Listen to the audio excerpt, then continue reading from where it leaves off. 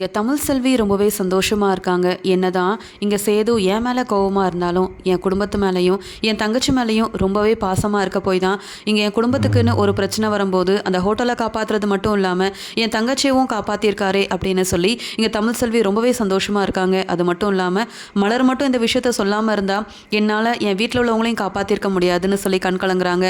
தமிழ் செல்வி தான் மனசில் இருக்க எல்லாத்தையுமே மலர்கிட்ட பேசிகிட்டு இருக்காங்க. அது மட்டும் இல்லாமல் என் வீட்டுக்காரர் என்கிட்ட பேசலனாலும் பரவாயில்ல, அவர் என் குடும்பத்துக்கு செஞ்ச அந்த உதவிக்காக அவர் வந்த உடனே கண்டிப்பாக மன்னிப்பு கேட்கணும், அது மட்டும் இல்லாமல் நன்றி சொல்லணும் அப்படின்னு சொல்கிறாங்க.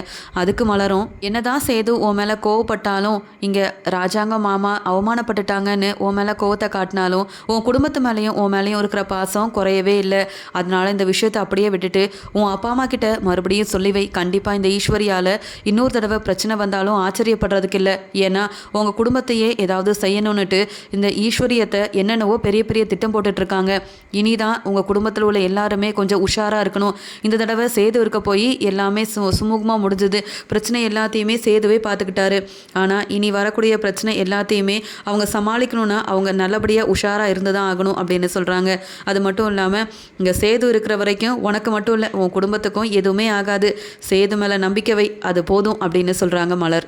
இப்படி தமிழ் செல்வி கிட்ட பேசிட்டு போன உடனே தமிழ் செல்வி யோசிக்கிறாங்க, மலரக்கா சொல்கிறதும் சரிதான்.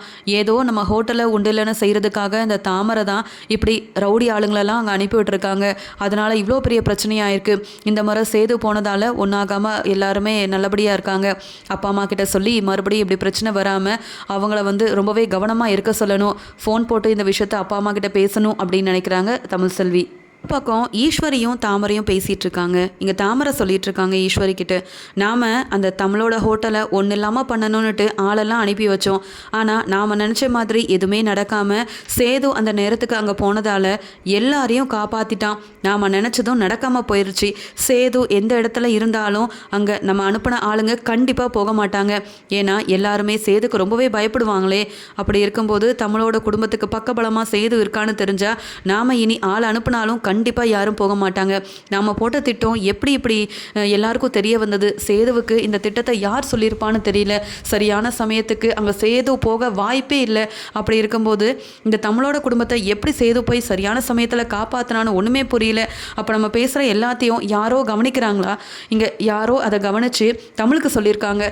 தமிழ் மூலமாக தான் இங்கே சேதுவுக்கும் இந்த விஷயம் போயிருக்கு போல். அதனால தான் சரியான சமயத்தில் இந்த தமிழ் செல்வியோட ஹோட்டலை காப்பாற்றுறதுக்காகவும் அவங்க குடும்பத்துக்கு பக்கபலமாக இருக்கிறதுக்காகவும் சேது போயிருக்கான்.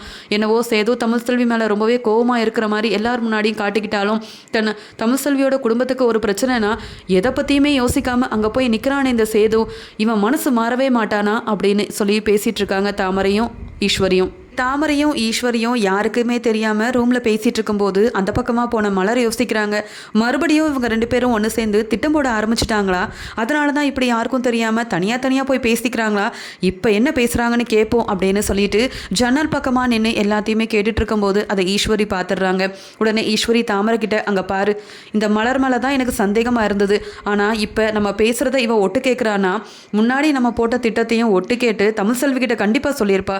இதனால் தமிழ் செல்வி மூலமாக தான் சேதுவுக்கும் இந்த விஷயம் தெரிய வர போயிட்டு நாம் அனுப்பின ஆளை அங்கே சேது வாங்கினது மட்டும் இல்லாமல் அந்த தமிழ் செல்வியோட குடும்பத்தையே காப்பாற்றிருக்கான்.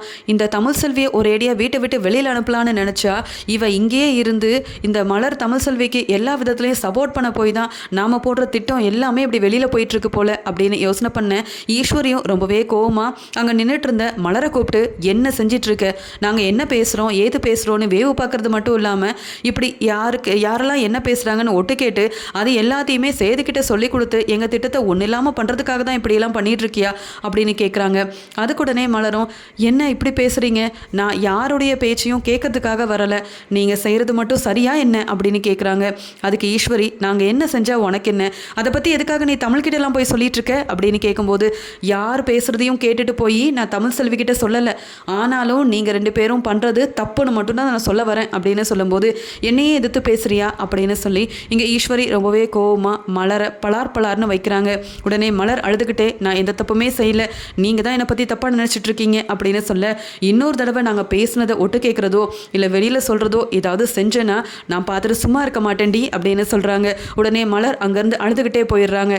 சேதுவும் கருப்பும் அவங்களோட வீட்டுக்கு வந்துட்டு இருக்கும்போதே அங்கே இதை பார்த்த தமிழ்செல்வி ஓடி போயிட்டு சேது முன்னாடி நிற்கிறாங்க. அது மட்டும் இல்லாமல் உங்ககிட்ட ஒரு விஷயம் சொல்லணும், உங்ககிட்ட மன்னிப்பு கேட்கறது மட்டும் இல்லாமல் நன்றியும் சொல்லணும் அப்படின்னு சொல்கிறாங்க. அதுக்குடனே சேது ரொம்ப கோவமாக, உன்னுடைய மன்னிப்பும் வேண்டாம் நன்றியும் வேண்டாம், என் கண்ணில் பட்டது தப்புன்னு தோணுச்சு, அதனால தான் உன் குடும்பத்தை காப்பாற்றணும்லாம் போகல, இதே இடத்துல வேற யாராவது இருந்திருந்தாலும் நான் இப்படி தான் செஞ்சுருப்பேன் அப்படின்னு சொல்கிறாரு. ஆனாலும் தமிழ் சொல்கிறாங்க, உங்கள் நல்ல மனசுக்கு நீங்கள் நல்லா தான் இருப்பீங்க, சீக்கிரமாகவே உண்மை என்னென்னு தெரிய வரும், அப்போ நீங்கள் என்னை மனசார ஏற்றுப்பீங்க அப்படின்னு சொல்லி பேசிகிட்டு இருக்காங்க. இது எல்லாத்தையுமே தாமரை தூரமாக நின்று பார்த்துட்டு அவங்க அம்மா கிட்ட போய் சொல்கிறாங்க, பார்த்தீங்களாம்மா இந்த சேது தமிழை மறக்கவே இல்லை போல், தமிழோட குடும்பத்துக்கு உதவி செஞ்சது மட்டும் இல்லாமல் அந்த ஹோட்டலுக்காக சேது துணையாக நின்னது மட்டும் இல்லாமல் இப்போ அந்த தமிழ்செல்வி வேண்டான்னு ஒதுக்கி வச்சுருக்கோம் அவகிட்ட போய் பேசிகிட்டு இருக்காருமா, நான் என்னவோ நினைக்கிறேன் இதன் மூலமா இவங்க 2 பேரும் ஒன்று சேர்ந்துருவாங்களோன்னு எனக்கு ரொம்பவே பயமா இருக்குமா. செல்வி ஒரேடியா அந்த வீட்டை விட்டு வெளியில போயிடுவா. இங்க சேது மாமா கூட ஒன்று சேர்ந்து கல்யாணம் பண்ணிக்கிட்டு சந்தோஷமா நான் தான் வாழ போறேன்னு ரொம்பவே ஆசைப்பட்டுட்டு இருந்தேன். ஆனால் இந்த தமிழ்செல்வி விடாப்படியாக சேது எங்கே போனாலும் பின்தொடர்ந்து போய் பேசுகிறதும், இங்கே சேது தமிழ்செல்விக்கும் தமிழ்செல்வியோட குடும்பத்துக்கும் உதவி செய்கிறதுமா இருக்கிறத பார்த்தா இவங்க 2 பேரும் சீக்கிரமாக ஒன்று சேர்ந்துருவாங்க போலையே அப்படின்னு சொல்ல, அதுக்கு தாமரையோட அம்மாவும் அந்த ஈஸ்வரியை பார்த்தல ஒவ்வொரு திட்டமாக போட்டு சேதுவோட இடத்துக்கு போஸை கொண்டு வந்தது மட்டும் இல்லாமல் இந்த சொத்தையை அடையிறதுக்காகவும் எவ்வளோ பெரிய நடிப்பெல்லாம் நடித்து இங்கே ராஜாங்கமே என்னுடைய பையனா அது சேது தான் அப்படின்னு அவரே சொல்கிற அளவுக்கு கொண்டு வந்திருக்காங்க. அப்படி அந்த ஈஸ்வரி போடுற திட்டத்தையும் மிஞ்சி நாமளும் ஏதாவது செய்யணும், அதுக்கு நீ முதல்ல இந்த வீட்டோட மருமகளாகணும், சேதுவும் நீயும் ஒன்று சேரணும், அதுக்கு ஏதாவது நம்ம செஞ்சே ஆகணும். நாம் போடுற திட்டத்தால் இந்த தமிழ்செல்வி ஒரேடியாக வீட்டை விட்டு வெளியில் போனால் மட்டும்தான் நீயும் சேதுவும் ஒன்று சேர்ந்து வாழ முடியும். அதுக்கப்புறம் என்ன படிப்படியாக சேதுவையும் இங்கே ராஜாங்கத்தை ஏற்றுக்க வைக்கலாம். இப்போ அந்த தமிழ்செல்வி ரொம்பவே சந்தோஷமாக இருப்பா. இத்தனை நாள் சேது தாங்கிட்ட பேசலை, ஆனால் தன்னுடைய குடும்பத்துக்கு ஒரு பிரச்சனைன்னும் போது முன்னாடி நிற்கிறாரே, அதனால சீக்கிரமாக நானும் சேதுவும் ஒன்று சேர்ந்துருவோம் அப்படின்ற நம்பிக்கை அந்த தமிழ்செல்விக்கு சேது மேலே ரொம்பவே நம்பிக்கை வந்திருக்கும். ஆனால் அப்படி மட்டும் நடக்க விடவே கூடாது, நீ தான் இந்த வீட்டுக்கு மருமகளாகணும், அந்த சேதுவையும் தமிழ்செல்வியும் ஒரேடியாக பிரித்து இந்த தமிழ்செல்வி இருக்கிற இடத்துக்கு நீ போகணும் அப்படின்னு சொல்லி இங்கே தாமரையும் அவங்க திட்டத்தையே போட்டுட்ருக்காங்க. ஆனால் இந்த விஷயம் எதுவுமே தெரியாத தமிழ்செல்வி இங்கே சேது மேலே உள்ள நம்பிக்கையிலையும் ரொம்பவே சந்தோஷத்தில் இருக்காங்க.